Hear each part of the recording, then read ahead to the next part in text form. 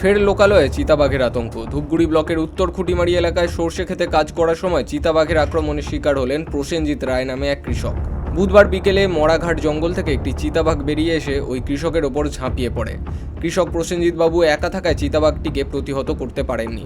তার মুখ ও শরীরে গুরুতর আঘাত লেগেছে।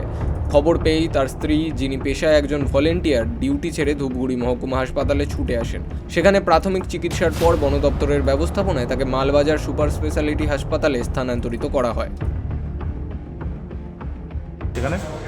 আমাদের তো এটা ক্ষেত আমাদেরই নিজস্ব জমিতেই ছিল, কিন্তু হয়তো দেখতে গেছিল সেই অনুযায়ী।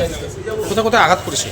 কোথায় লেগে কামড়েছে ওনাকে? চোখের উপরটা গেছে এই জায়গাটা, তারপরে হচ্ছে কানের দিকে গেছে, হাতে পায়ে গেছে, এখানে যে ঠোঁটটা কাটা গিয়েছিল, এবং কি কানের এই সাইডটাতেও কাটা গিয়েছিল।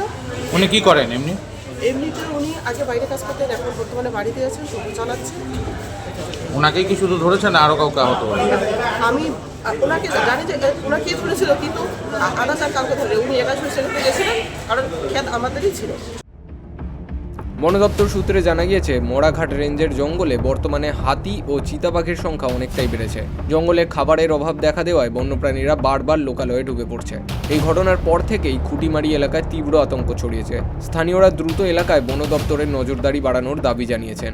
জলপাইগুড়ি থেকে সৌভিক দত্তের রিপোর্ট, বিগ নিউজ বাংলা।